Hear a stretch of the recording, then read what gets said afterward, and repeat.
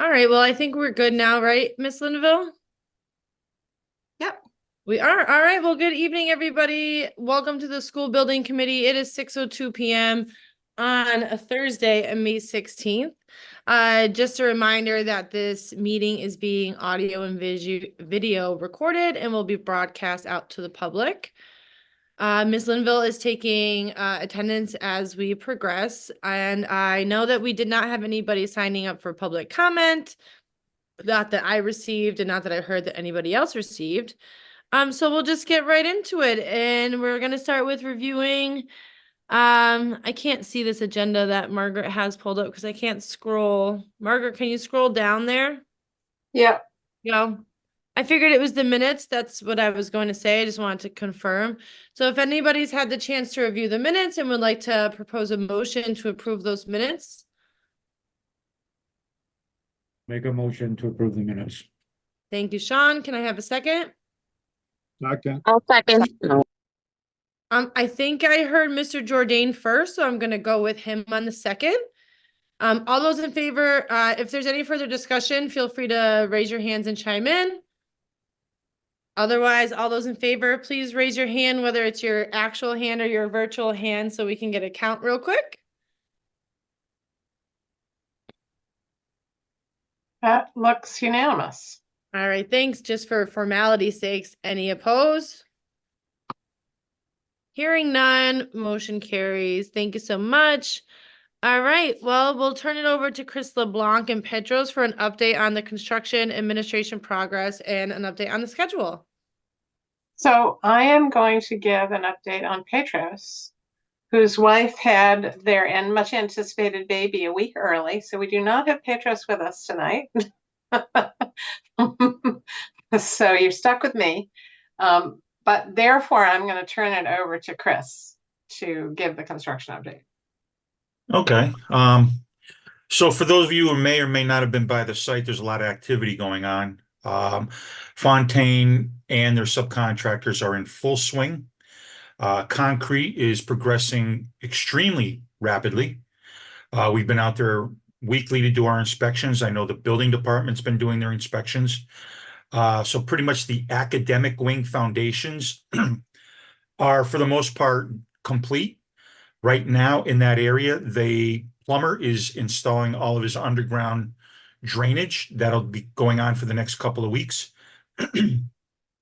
And then the electrician will follow him with his underground conduit. In the meantime, Gagliarducci, who is the site contractor, is excavating and backfilling for the retaining walls and the gym and cafeteria foundation walls and that large wall that separates the gym from the academic wing. They are also excavating in the north parking area to install the underground utilities, drainage system, etc. They brought in some fill. They're going to be looking to move down into the Dingle area in alternate one this summer as things continue to progress. Fontaine is hoping to pour at least a portion of the first floor slab in the academic wing in the next few weeks once the underground plumbing is completed, because steel is set to arrive somewhere around June 3rd. So around that time, you should see a crane on site and structural steel starting to be erected. They hope to have the steel completed somewhere in mid to late July, at which point we'll be looking to hold our topping off ceremony. Maybe some of the areas you can't see is the contractor has a lot of materials stored, foundation insulation, reinforcing materials, storm concrete pipe, underground piping for, sanitary and stuff in the building. There's conduit. So there's a lot of things going on. They're really progressing well. Haven't seen any issues. Quality's been exceptional with the foundations and the workmanship. I've submitted my reports to Kevin over at the building department. He's had no issues. In talking with Carlos, who is Answer's on-site representative, we're out there quite a bit, and he and I are on the same page. Everything seems to be going well. Our geotech consultant is out there daily observing, the subgrades before they pour foundations. The testing agency is out there to take concrete tests soil tests, et cetera, to make sure all the compactions and compressive strengths are meeting the spec. And so far, we really haven't had any issues. Thankfully, this project is really moving along nicely, thanks to everybody involved. So we're looking forward to the next few weeks, see steel going up.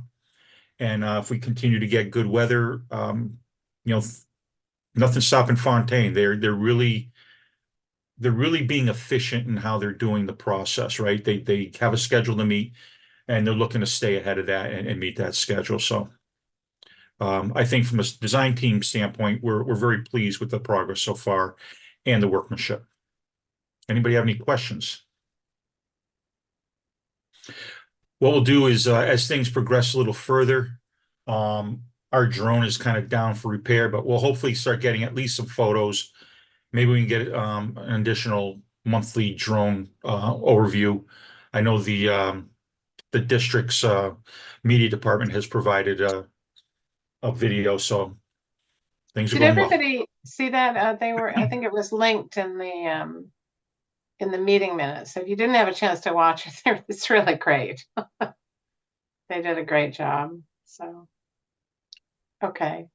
Great Awesome. update. Yeah, I mean, things are going great. We are also in the process, as we wait to see when the steel is coming, of trying to identify a date for the topping off ceremony, which is, it was usually a pretty fun event because you can see how big the building is. So, you know, most, if not all of the steel is up, and there's a long, long tradition of putting up the last piece of steel. Sometimes people sign that piece of steel before it goes up, and then the contractor puts a little tree on it to mark it. So I'm guessing at this moment, we think it will be in July or early August. So more to come on that. Okay, so next it looks like an update about permitting. yep. Planning board variance. Yeah, so planning board, Chris and I had what has to be the shortest visit ever with the planning board earlier this week. They were very happy, I think. You know, I think the planning board is kind of accustomed to developers coming in and first saying, we're going to do this, and saying, well, we didn't have money, now we're going to do that. So they were very assured to know that everything has gotten bid as it was presented and approved by them, and they were very content. The other thing that we've had a bunch of discussions about, which I want to give you an update on, is you might remember Chris bringing up the fact that there had been a kind of very late breaking, like after the project was out to bid, change in the planning board, in the plumbing code. And Chris, maybe you can just recap what the implications for that, because I want to sort of close that loop to tell the building committee about the conversations that the district and the city have had about the outcome of that. Yeah, sure. So we put the project out to bid on December 1st. On December 8th, the state decided to issue its new plumbing code. In the new plumbing code, they have changed how they calculate the quantity of fixtures, toilets, sinks, showers, etc., and the requirements for a number of different buildings, and schools were impacted just as well. And so in any of the plumbing codes, they have a table that says, if you have X amount from 1 to 50 students, you need this many fixtures, and it kind of progresses from there. Well, what they've done is they've changed those numbers. They reduced them to require a lot more fixtures to meet the same population of the building. We were always good with the academic side. So if you're using the school as a school in an educational environment, we had more than enough fixtures to meet the requirements.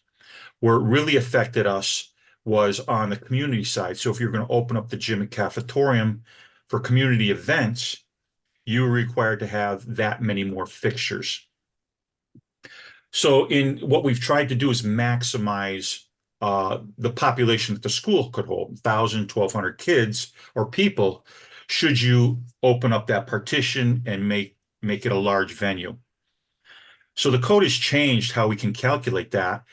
And so if the district were to still require 1,000 or 1,200 people in that area at once, a community area, we would need to get a variance from the state plumbing code to say, look, we designed this prior to the code. Can you issue a variance, an exception to the event, et cetera? What we also did is we kind of backtracked. So we said, okay, well, we do have this many fixtures. What would be the maximum we could get if we did not get the variance? So we determined that you could have about 650 occupants in the gym and cafeteria at once, and not kind of go against the code requirements. So we posed that to Margaret and had her talk with the district to see if in fact that's an acceptable number of people at any given time, especially given the fact that the school, the district has a number of schools in the area, and this isn't the only school, then we would not need to go for the variance. The variance takes time, and it's not a guaranteed, approval. So that's kind of the history as to where we are at this point. Yeah, so, again, the choices were redesign, which we weren't going to do because we're already out to bid. Live with the limitation, the number of people you can have in the cafeterium is based on the square footage. So you could conceivably, Chris, I think the number was like you could have 1,000 people. Yep. by the area alone, but now the plumbing code is limiting you to 650. So again, could you put more people in there? Yes, but strictly speaking, 650 is the cap. So we had a conversation with Anthony about that. And Anthony, I don't want to put words in your mouth, but I think your feeling in that conversation was that it was not a problem for the school to live with the 650. It does mean that, for instance, if there was a school-wide event where the cafeteria and the rest of the academic wing was opened up, obviously then there's more bathrooms and there's no constraint. Is that a fair summary of your perspective? Yeah, we'll never have that many people in that space without having the rest of the building open, so it won't be a problem. The biggest, we'll have basketball games and things of that nature. If we do like a school-wide event, the rest of the school will be open. And, if we do a commencement, it would only be with the 8th grade and their families. So I can't ever see this becoming a problem. So we're going to take that as a done deal. And that is Chris, I don't think there was anything else on the permitting side that we want to say you about. We're in good shape. Awesome. So next is an update about the school committee process for the naming. So the school committee approved a draft of a plan, and then it was brought to attention that city council, based on ordinance, has to approve the name. So at this past Monday's school committee meeting, it was voted to send that draft plan to the joint city council school committee meeting. So that way the city council can view the plan in advance and kind of hopefully give their blessing to the plan, kind of appealing that hopefully they would give their blessing on the final name, rather than go through the whole process of having this whole process to then have it get declined. So that's where that is. I believe the joint committee is meeting June 6th or June 16th. It's June early 14th, I think. And they'll discuss it then and go from there. Great. Miss Linville have a copy of it if anybody needs a copy. I see Miss Jackie has her hand up. Hi, so I got an email this week that I said I would share to this group, but Erin, maybe you can point me in the right direction where to share it. John Kavanaugh reached out and shared with me an article that was written in 2010 when we knocked down the Ann McHugh School that said, Holyoke School officials will find a new building to name after Ann McHugh, who was the first woman on the State Board of Education in Massachusetts, and she was also on our local school board. She was the vice chair, I believe. And I said I would bring it, and I said I wasn't positive of what the procedure was going to be to name the new school, but I would bring this to you guys. I mean, I think ultimately people have to keep in mind too, that if it's even decided that a new name will be chosen, Mhm. that's, the point of the plan is to have as much transparency in the process as possible. So that will of course include open meetings that the public can attend and have their input on as well. But for the short term, I would go ahead and send that email over to Jadielette, Dr. Rivera Colon on the school committee, because she is the chair of DEI and they're who was charged with drafting the plan. If you want, you can CC Mildred, because she's the chair of the joint committee. But ultimately the work was determined to be done like through DEI, our diversity, equity, and inclusion subcommittee. So you could send it to her. So Jadielette Rivera Colon. Yep. Okay. Will Yep. do. Thank you. Thanks. Miss Linville? And then, Jackie, given the timing of the joint committee meeting, if the city council also thinks that process is a good one, we would do the outreach in the August to October timeline with surveys and meetings and such. Okay. Yeah. The draft plan is out there if people want to look at it because it was approved in our minutes. And it was on our last agenda, on the school committee's last agenda for last Monday. So people can access the draft plan if they want to find it. I can link it in here for people to make it easier. Cool. Thanks, Aaron.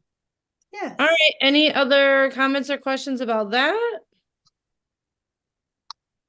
Seeing none, next steps is just reviewing our next meetings. This is the reminder, Thursday, June 20th, I will not be in this country. So hopefully Josh can run the meeting. I know I've been mentioning that because I leave on the 19th, so just putting that out there. Other than that, does anybody else have anything else that they need to discuss at this time? We'll keep everybody informed about dates for topping off ceremonies and the like, but you can think that will happen sometime in July. So, all right, great. Have a good evening, everybody. If anybody needs anything, feel free to reach out and we'll go from there. I'll make a motion to adjourn. Oh yeah, thanks. Can I have a second? I second. I think I heard Kevin first again on that one, you guys, so I'm gonna give that to him on the second. All right, great. All those any further discussion is not necessary on that kind of a motion, so all those in favor? I'm sure it's unanimous, but just give her a second to count. That is unanimous. All right, thanks for formality. Any opposed? Seeing none, meeting is officially adjourned at 6:20 p.m. I think that's a record for our meetings. That's a record. Appreciate the attendance. Thank you, everybody. Have a good rest of your night. Bye. Two.